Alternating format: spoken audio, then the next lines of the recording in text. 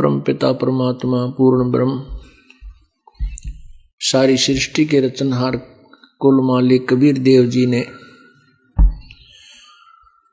हम काल जाल में फंसे हुए अज्ञानी प्राणियों को अपने निज घर की जानकारी बताई, परंतु अज्ञान के आधार से हम इतने रंगे जा चुके होते हैं, हम अपने भगवान को पहचानने में असमर्थ रहते हैं।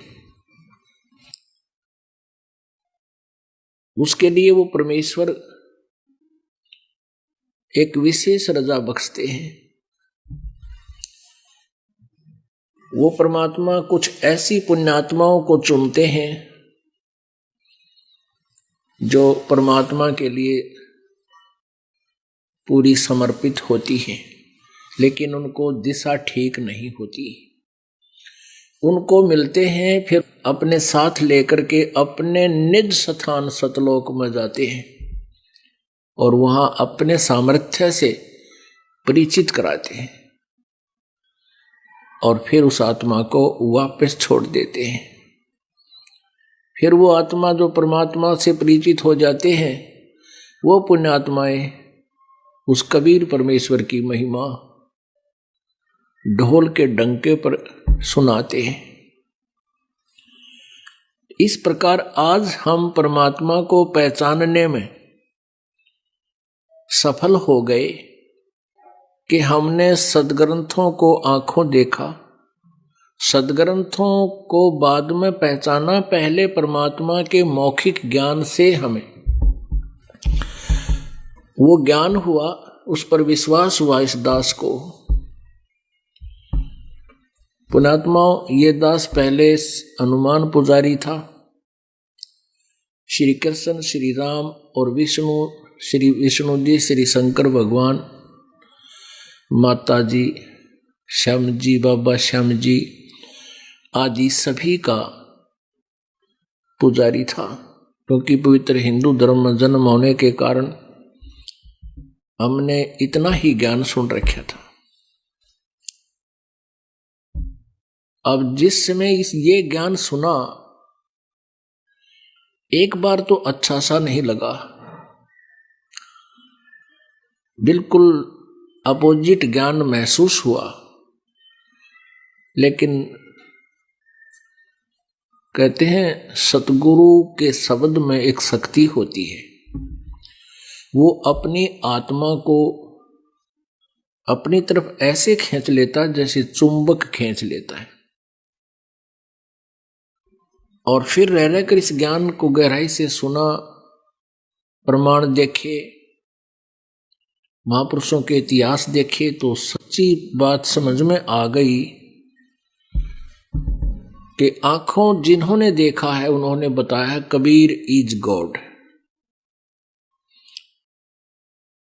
Kabir the weaver, name of God. Kabir जुलाहा जो है, यही वो परमात्मा है, इसी का यही वास्तविक नाम है उस परमेश्वर का, कबीर। फिर इन महापुरुषों के चरित्र पढ़े, लीला देखी, आदरणीय गरीबदास साहिब जी की, आदरणीय दादू साहिब जी की। आदरणीय गरीबदास साहिब जी की एक वाणी है, हम सुल्तानी नानक तारे दादू को उपदेश दिया, जात जुलाहा वेद न पाया, काशी माहे कबीर हुआ। तो गरीबदास जी की इस वाणी से हमें यह लगा कि दादू जी को भी कबीर परमात्मा मिले, नानक साहिब जी को परमात्मा कबीर जी मिले। अब सुल्तान अधम एक मुसलमान राजा को भी भगवान कबीर जी मिले। सुल्तान अधम का इतिहास तो हमने कहीं और दूसरे स्थान से नहीं प्राप्त हुआ, परमात्मा की वाणी से ही उसको समझा। और दादू साहिब जी का लीला और उनकी कथा, उनकी जानकारी, चरित्र, जीवन वो भी देखा। नानक साहिब जी का भी चरित्र देखा, उनकी लीला देखी, उनका जीवनी पढ़ी। उसमें स्पष्ट है। धर्मदास जी की जीवनी पढ़ी, उन्होंने तो कमाल ही कर रखा है। गीसा दास जी की जीवनी पढ़ी, आदरणीय गीसा दास साहिब जी की जीवनी पढ़ी, मलुकदास साहिब जी की जीवनी पढ़ी। इनसे पता लग गया कि कबीर इज गॉड। और वो कबीर कौन है? जो काशी में आया, काशी में है कबीर हुआ, वो धानक दुल्हा। तो पुण्यात्मा, ये कृपा गुरुजी ही बख्शते हैं। आज का ये 3 दिवसीय समागम जो है, ये इस उपलक्ष्य में है कि इस दास को फाल्गुन मास की अमावस्या के दिन नाम बख्शीश हुआ था, नाम दान हुआ था। और ये दिन मेरा इस दास का वो स्वर्णमय दिन है जिसको दास कभी भूल नहीं सकता। उस दिन इस दास के अंतःकरण में बीज भक्ति का डाला गया था और वो बीज ऐसा फला कि इस दास के माध्यम से आप जैसी पुण्यात्माओं का लाखों का उद्धार और हो गया। अपना कल्याण तो हुआ ही हुआ और आप जैसी पुण्यात्माओं के लिए इस दास को परमात्मा ने एक न्यारी पावर दे दी। कबीर भगवान ने जिस दिन सतगुरु भेंटिए, 100 दिन लेख जान, बाकी समय बर्बाद गया बिना गुरु के नाम। यदि गुरुजी ना मिलते, सतगुरु के उपदेश का लाया एक विचार, जय सतगुरु मिलते नहीं हम जाते नरक द्वार।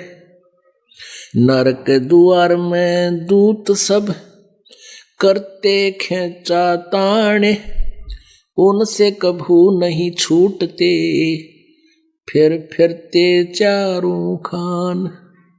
कबीर 4 खानी में भरमते कभू न लगते पार, सो फेरा सब मिट गया मारे सतगुरु के उपकार। 7 समुद्र की मसी करूं, लेखनी करूं बन राय, धरती का कागज करूं गुरु गुण लिख्यो न जाए।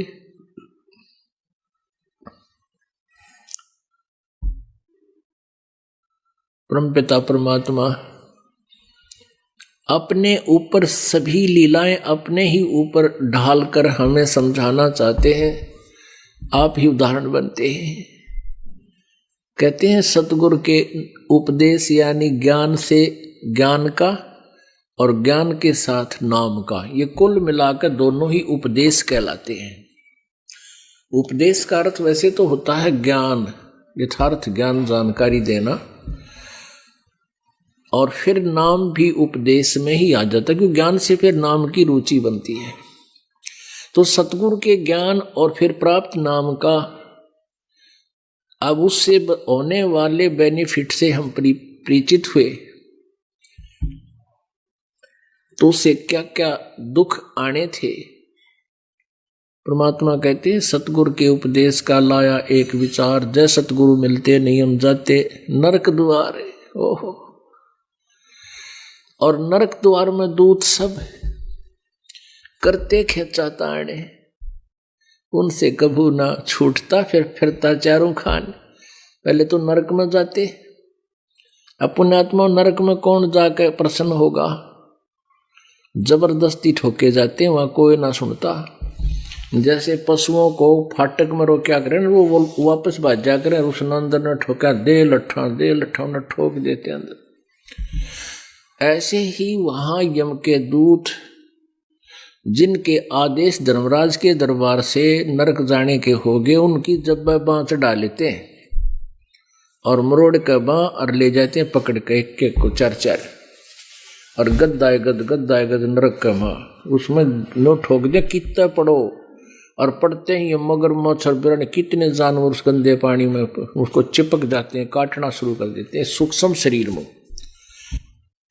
और कहते हैं फिर वो नरक भोगते, उसके बाद 84 लाख योनियों में ओहो कुत्ते, गधे, सुअर, गंदी नाली के कीड़े, जंगली जानवर, पक्षी, पता नहीं कितने दुख भोगते।